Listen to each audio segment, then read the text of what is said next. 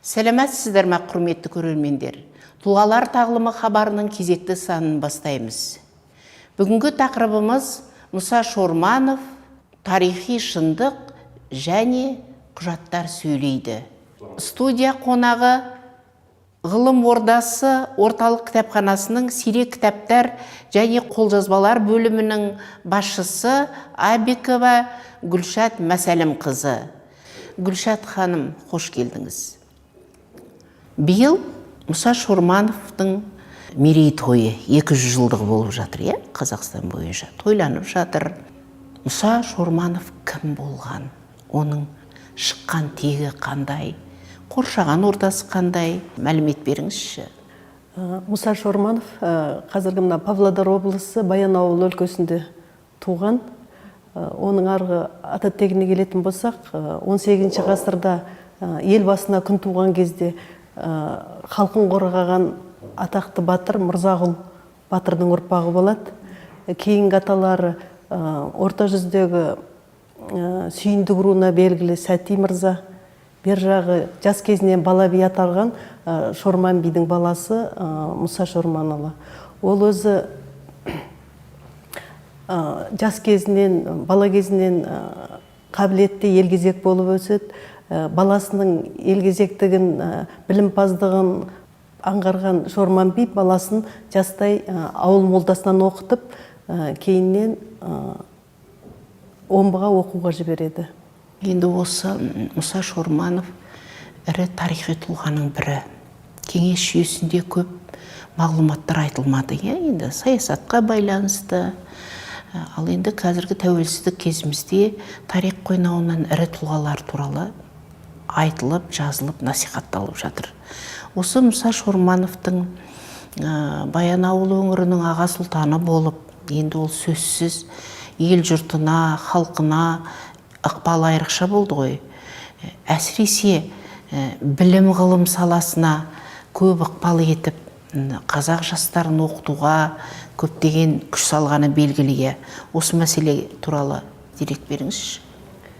Салтанат ханым, жаңа өзіңіз айтып отырсыз ғой, сол Баянауыл өлкесінің аға сұлтаны болған деп. Ол кісі осы Қаржас руының ел басқаруына 15 жасынан бастап атсалыса бастаған, әкесінен бірге ел басқару ісіне. 1854-68 жылдары 15 жыл қатар 5 жылдан болыстыққа ешқандай талассыз өтіп отырған екен. Оның бір себебі, оның сол кездегі өзінің халқына көрсеткен сол кездегі қызметі. Ол кісі аға сұлтандықпен бөлек халқына өте көп қызмет көрсеткен адам. Мына сол кездегі жастардың білім алуына, Омбы, Павлодар өңіріне барып, оқып, білім алуына көп жағдай жасап, қазіргі сөзбен айтқанда меценаттық дейді, ақша бөліп, әр ауылдан бір баланы міндетті түрде Омбыға, Павлодарға барып оқуына жағдай жасап отырған екен. Кейіннен қазірге дейін бар дейді, Қаржас ауыл деп аталады екен. Мысалы, Омбыда белгілі Қошқа Кемеңгерұлының әкесі Кемеңгерге ақша беріп, сол Омбыда үй салдырған екен. Сол үйде Омбы қаласындағы оқып атқан барлық қазақ балалары сол үйде жатып оқып, білім алған. Кейіннен сол Павлодар өңіріне келіп, сол балалардың бәрі халқына қызмет етіп, қызметін көрсеткен. Қазір сол ауыл қазіргі кезге дейін Қаржас ауыл болып аталады екен. Онымен бірге бұл кісінің арманы өзінің Баянауыл ауылында мектеп аштыру болғанда, оған дейін бұл кісі Омскіде алғаш қазақ балаларына мектеп аштырған екен, оқитын орыстан. Кейіннен қыздар гимназиясын аштырған. Сонымен бірге бұл кісі бұлындай меценаттық қызметінен бөлік өзі қазақтың салт дәстүрін, этнографиясын зерттеп жүрген көптеген мақалалар жазған. Сон кісі бұл кісінің өзінің араласатын ортасы да ғалымдар болған. Мысалы, белгілі орыстың ғалымдары Потанин, Ядрин сияқты, Шоқан Уәлиханов солармен бірге хат алысып, пікір алысып отырған екен. Шоқан Уәлиханов жиені болған ғой. Шоқан Уәлиханов осы кісінің өзінің туған жиені болып келеді екен. Жас Шоқанның өсіп келе жатқан кезде алғырлығын көріп, осы нағашы Шоқан болып қалыптасуына да осы Мұса Шормановтың ықпалы көп тиген деп айтылады. Өте жақсы айтып отырсыз, Гүлшат ханым. Енді бұл Мұсаның тұлғасы біртіндеп ашылып келе жатыр, иә. Қазақ өңірінде, қазақ даласында оның рухани дүниесіне қалай ықпал еткені жөнінде міне біраз мәлімет бердіңіз. Әсіресе мынау Мәшһүр Жүсіп басына үкі тағып, оның мәшһүр аталуына да ықпал еткен адам Мұса Шорманов қой.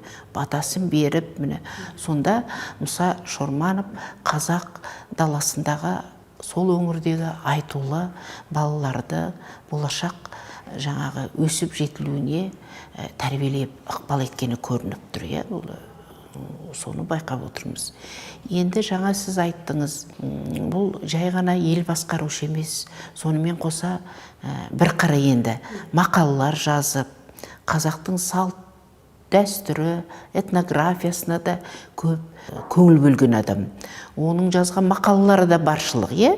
Сосын мынау біраз хаттары бар, жазған хаттары жаңағыдай. Шоқанмен жазған хаттарының өзі 30 шақты деп отыр, е?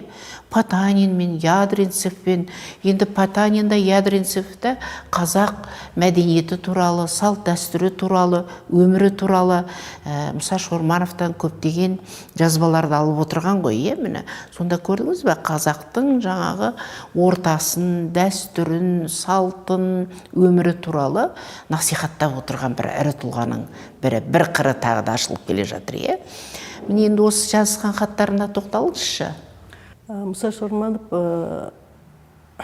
жаңа өзіңіз айтып отырдыңыз, Шоқан Уәлихановпен де 30 шақты хат жазысып, сол кездегі елдің хал-ахуалына, мысалы, салт дәстүріне, өзінің жинаған материалдарына байланысты көп хат алмасып отырған екен. Одан кейінгі Шормановтың көп хат алысып, өзінің жинаған, мына жазған мақалалардың бәрін жіберіп отырған адамы орыстың белгілі ғалымы Потанин екен. Қазіргі кезде кітапханаларда көп Мұса Шорманов туралы ешқандай оның қолжазбасы ештеңесі сақталмаған. Бірақ белгілі мәліметтерге байланысты Алматы қаласының орталық музейі мен Омскінің музейінде осы Мұса Шорманов туралы көптеген хаттары, мәліметтер сонда деректер сақталған деп айтылады. Ал қазіргі кезде біздің кітапханада сақталып отырған Мұса Шормановтың мынандай мақаласы. Ол кісі өзі кезінде өзінің көз түрінде 5 мақаласы жарық көрген екен. Соның бірі «Заметки Киргиза Павлодарского уезда» деген мақаласы. Бұл кісі Потанинге жіберген екен. Сол Потаниннен алып, осы 1906 жылы записки Западно-Сибирского отдела Императорского русского географического общества осы жинаққа Алихан Бөкейханов астына өзі сілтеме жазып көрсетеді. Потаниннен алып, осы Мұса Шорманұлының мақаласын осыған бастырады. Бірақ бұның аяқ жағында айтылады, бұл мақаланың қолжазбасы сақталмай қалған деп көрсетіліп өтті. Нақты шығып отыр. Сонымен бірге Семей облыстық ведомстволарында бірнеше қазақтың мына жерлеу рәсіміне байланысты, ауыл шаруашылығына байланысты, және шежірелеріне байланысты біраз мақалалар шыққан екен. Деректер бар. Мысалы, көбір деректерді айтылады, Мұса Шорманов өзі көп шежіре жинаған адам екен.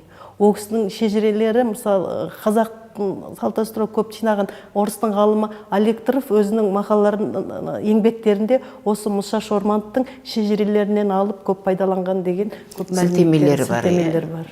Жақсы. Енді соны Мұса Шорманов өзі этнограф, фольклорист, кәдімгідей мынау қазақтың өмірі туралы көптеген деректер беріп отырған, мәліметтер беріп отырған мақалаларымен. Бұл да тарихи шындық. Міне бүгін сіздің мынау әңгімеңізден тақырыбымызға орай тарихи шындық құжаттар сөйлейді деген мәселенің басы ашылып жатыр. Гүлшат ханым, сіз қызмет жасап отырған ғылым ордасы орталық кітапханасы енді Қазақстан бойынша көптеген рухани дүниені таратушы. Осы сіздің қордағы әсіресе мынау сирек кітаптар, қолжазбалар бөлімінде ең үлкен қандай кітап бар? Ең үлкен кітап. Ол естуіміз бойынша бір үлкен кітап бар. Оның көлемі де үлкен, салмағы да үлкен дейді. Осы туралы айтыңызшы. Дұрыс айтасыз, Салтанат ханым. Біздің орталық ғылыми кітапхананың ең бір құнды жәдігерлерінің бірі кітап бастыру өнерінің бір ерекше нұсқасы 1856 шыққан Александр II патшаның таққа отыру рәсімі кітабы. Бұл кітап өзі салмағы 22 килограмм, ұзындығы 95 сантиметр, ені 68 сантиметр. 106 бет. Өзі сол 1856 жылы таққа отыру рәсіміне арнайы Парижде шығарылған кітап екен. Шығарылу тиражы 200 дана шығарылған.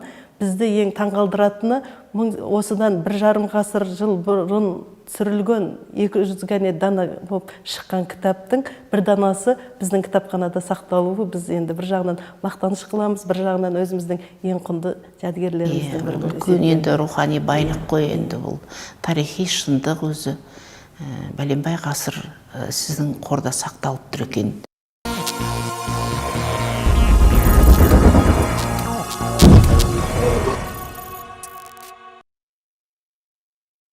Қорымыздағы ең құнды жәдігеріміз, ең үлкен кітабымыз. Бұл кітаптың салмағы 22 килограмм, ұзындығы 95 сантиметр, ені 68 сантиметр. 200 тиражбен ғана шығарылған. Бұл кітап Александр II-ның 1856 жылы таққа отыру рәсіміне арнайы Парижде шығарылған кітап. Мына бірінші бетінде үлкен дүние өте, бірінші бетінде императордың барлық өзіне тән патшаның белгілер қойылған. Бұл үлкен таққа отыру рәсіміне мүткім дүние жүзінен 8.000 адам қатысқан екен. Осы кітап толығымен 106 бет, сол таққа отыру рәсім өз 20 күнге созылған екен. Сол күнгі 20 күнгі той толығымен осы кітапта суреттеледі. 8.000 адамға 672 стол жайылып, 20.000 гүл шоқ қойылғаны, оған 14.000 майшам жағылып, 3.000-ға тарта қой сойылған жазылған. Енді біздің қазақ халқының ішінен 3 делегация барған екен. Олар кімдер? Дұрыс айтасыз. Осы туралы айтыңызшы. Салтанат ханым, бүгінгі тақырыбымызға тікелей байланысты осы Сібір қазақтарынан, қырғыздарынан деп жазылады, бірақ қазақтарымыздан барған делегаттар 3 адам. Оның бірі Мұса Шорманұлы, екіншісі подполковник Татенев, үшіншісі майор Әблес Али деген кісі екен. Енді мына Мұса Шорманұлына тоқталмай тұрып, соңғы екеуін айтып өтейін. Подполковник Татенев деген осы Баянауыл өңірінің екен бұл кісі де. Бұл Ханғожа Татенев, бұл да Баянауыл өңірінің аға сұлтаны болған адам екен. Бірақ өкінішке орай ғалымдарымыз кейіннен зерттеп, мүмкін бір басқа да мәліметтер табар деп ойлаймын, бүгінгі бағдарламада айтылғаннан кейін. Ол кісі туралы біз өзіміз ешқандай мәлімет іздеп таба алмадық бұдан басқа. Ал үшінші капитан Әблес Әли осы Жетісу өңірінде Дулат Шапрашының аға сұлтаны болған кісі екен. Өзінің осы Жетісу өңіріне көп қызмет атқарған. Халқына қызмет ете отырып, алтын, күміс медальдарымен наградталған. Кісі де тарихи тұлға. Бұл кісі Абылай ханның тікелей шөбересі болып келеді екен. Бұнда енді патшаның жаңағы тойында керемет мал сойылып, керемет ішіп жем болғаны туралы барлық деректер суретшілер салған ау деймі? Соның бәрін солай ма? Фотосуреттер ме? Франциядан арнайы сол кезеңнің атақты суретшілерін шақырған екен. Осы 160 беттің ішінде 55 бет осындай түрлі түсті суретпен безендірілген тиім деген сол кездегі және тағы басқа француздың, орыстың белгілі суретшілер қолмен салынған суреттер, мынаның барлығы. Бұл кітапты шығаруды сол кездегі Ресей императорлық өнер академиясының басшысы Гагарин деген кісі өзі басқарып отырған екен тікелей. Бұл кітап өзі 200 данамен ғана шығарылып, арнайы сол жиынға келген қонақтармен жоғары дәрежелі шенді адамдарға сыйға берілу үшін жасалған кітап екен. Жерде патшаның биік сарайы алтынмен апталып, күміспен күптелген, керемет мыналарының барлығы. Соның ішінде біздің 3 ірі тұлғамыз отыра осының ішіне. Бұл да бір үлкен дүние. қазақ өңірінен даласынан барған. Мұса Шорманов та осы жиында болдық деп жаңа айтып өттік қой. Мұса Шорманов 1956 жылы осы жиынға бармай тұрып, бір мәлімет салтанат ханым, 1855 жылы осы Александрдың әкесі Николай I қабылдауында болған екен. Әкесінің қабылдауында 1855 жылы. 1856 жылы баласының таққа отыру рәсіміне де барады. Сол кезде Александр II өзі жеке қабылдауында болып, Александр II-ның сол кезде Мұса Шормановқа майор шенін берген екен. Старший султан майор Шорманов, султан подполковник Татенев, султан капитан Аблес Али. Сонда мынаның барлығында келген қонақтар 8.000 қонақтың тізімі берілген. Оның ішінде жаңағы қазақ даласынан барған 3 аға сұлтандардың фамилиясы. Оның ішінде бірінші кезекте аға сұлтан майор Шорманов деп жазылды. Майор болып сол кезде Александр II-ның қабылдауында болып, майор шенін сол кезде алдында алған ғой. Патшаның таққа отыру рәсіміне қонаққа келген қонақтар өздерінің патшаға құрметі ретінде өздерінің халқының салт дәстүрін бір әрқайсысы көрсеткен ғой. Осының ішінде бір тамаша сурет бар, қазір көрсетіп өтейін. Қазақтардың атынан құс салу рәсімін көрсеткен екен. Міне осы құс салу рәсімін суретшілер қағазға түсіріп өсіп кітапқа енгізген екен. Қазақтың жаңағы құс салу өнерін, бұл енді тарихи ері құшат. Қандай ғажап. Мынау түлкіні үлкен бүркіт бас салайын деп жатыр. Сол бір кезеңді тамаша суретке салған екен. Анау отырғандардың барлығы аттың үстіндегі адамдар ғой. Анау жерде императордан бастап императорда көріп тұр екен ғой, қонақтар тұр. Қандай әдемі суреттің мынандай қара немен салынған, бояуы. Тамаша. Құнды дерек қой, құнды дерек. 1,5 ғасыр ешқандай бүлінбей осылай өзінің барлық немесін сақтап қалған. Сақтап отыр, Енді сіздерге қай жылдары түсті бұл? Бізге кітапханамызға 1960 жылы облыстық букинистік нөмірі 1 кітап дүкенінен 1,5 рубльге сатып алынған екен. Бір осыны 1,5 рубль деген кезде, сол кезде сом ғой енді, 1,5 сомға. Бір ой келеді, ол кездегі қызмет жасайтын адамның орташа жалақысы 100 сом болса, қазіргі 100.000 теңгемен алған кезде 1,5 миллион, 2 миллиондай тұрған кітап болып есептелінеді ғой сол кездегі. Одан да қымбат болып кетеді ғой. Өте құнды кітап. Құнды дүние ғой бұл. Бұл енді жалпы тек қана Мұса Шорманов, тағы да басқа қатысқан сұлтандар жөнінде ғана емес, жалпы қазақтың мынандай құс салу өнері, салт дәстүрі баруы, олардың қазақ даласы, қазақ өмірі туралы дерекнама болып тұр ғой, бұл жақсы.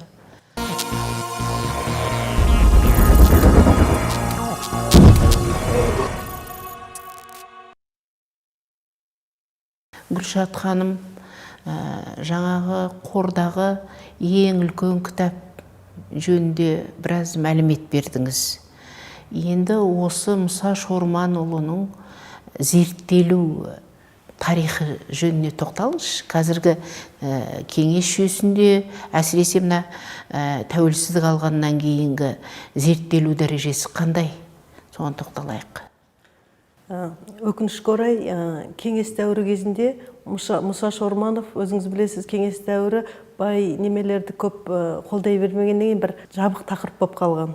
Қазақстан тәуелсіздік алғаннан кейін кейінгі кезеңдерде осы ұлт тұлғаларымыздың бәрі ашылып зерттеле бастады. Павлодарлық ғалым Рахимов Ернұрдың Мұса Шорманов қоғам және мемлекеттік қайраткер, қазақтың салт дәстүрін зерттеуші деген кандидаттық еңбегі Томскіде 2007 жылы қорғалып шыққан екен.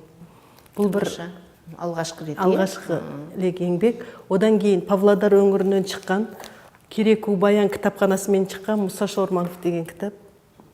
Бұнда Мұса Шормановтың мақалалары, жазған хаттарының бәрі кіргізілген. Сонымен бірге Мұса Шорманов казахский народный обычай деген еңбегі жеке болып кейіннен қайтадан басылып шыққан. Сонымен бірге өте жақсы бастама, биыл Павлодар өңіріне рухани жаңғырылу аясында, бағдарламасы аясында Мұса Шормановтың 200 жылдық мерейтойы өтіп жатыр, білесіз. Соған орай міне ғалым Жамбыл Артықбаевтың «Ғылымның жағып шырағын» деген мақаласы Егемен Қазақстан газетінде осы жақын маңда шықты. Осы 200 жылдық тойдың. Үлкен ғалым ғой Жамбыл Артықбаев. Өте үлкен мақала. Зерттеуші. Тамаша. Тамаша үлкен мақала екен. Мұса Шорманов туралы үлкен деректер беріп. Үлкен деректер берілген. Көптеген тарихи деректер бар бұның мақаланың ішінде. Қарап шықтым мен бұл мақаланы. Сонымен бірге Баянтау облыстық газеті, Баянтау деп аталынады, осы Мұса Шормановтың 200 жылдығына өзінің бір санын толығымен арнаған екен. Өмірі жайында, Өмірі барлығы. жалпы еңбектері жайында. Осының ішінде атап өтетіні, осы 200 жылдық мерейтойды ұйымдастыруға атсалысып, соны ұйымдастырып отырған Павлодар университетінің ректоры Алтынбек Нұхұлының үлкен мақаласы бар мына жерде. Онда көптен соғылды. Университет басшылыққа алып отыр екен Алып, сол университеттің осы кісілердің басшылығымен сол 2 жылдық той сол аталып өтіліп отыр екен үлкен көлемде. Мынау Сарыарқа самалы Павлодар облыстық газеті. Бұнда да осы бір номерін толығымен Мұса Шорманұлының мерейтойына арнап шығарған екен. Өміріне жан-жақты. Сонымен бірге бүгінгі қолымызда жоқ, бірақ Павлодар университеті Мұса Шорманов деген 2 кітап шығарған екен. Біреуі қазақ тілінде, біреуі орыс тілінде.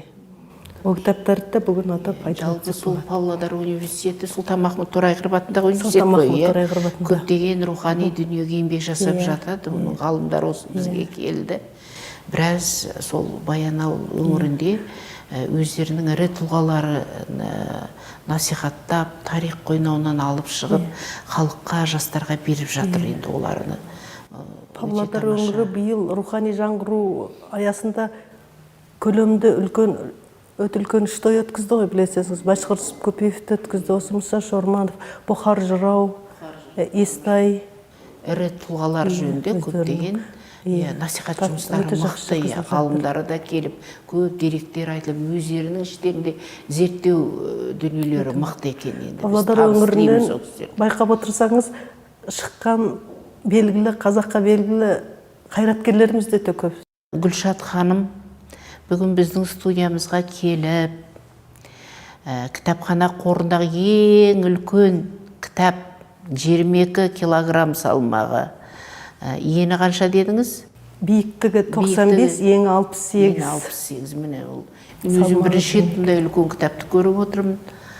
Соны арқалап, аманат ретінде жаңағы үш сұлтанның, сол жаңағы патшаның сайлану құрметіне болған дүниеге қатысып, оның ішінде Мұса Шормановтың жаңағы құс салу қазақтың дәстүрін таныстырып көрсеткеніне біз енді тәнті болып отырмыз.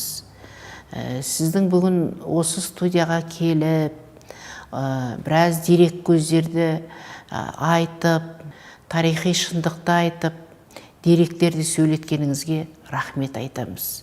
Сіздердің ұжымдарыңызға шығармашылық табыс тілейміз. Осылай қазақтың рухани өміріне ықпал ете беріңіздер. Әлі де талай кездесерміз, талай тақырыптар жөнінде сөйлесерміз, сұхбат болады деп ойлаймын. Сондықтан сәттілік тілеймін. Сау болыңыз. Сау болыңыз. Құрметті көрермендер, Мұса Шорманов тарихи шындық және құжаттар сөйлейді атты тақырыбымызды осымен аяқтаймыз. Сау, саламат болыңыздар.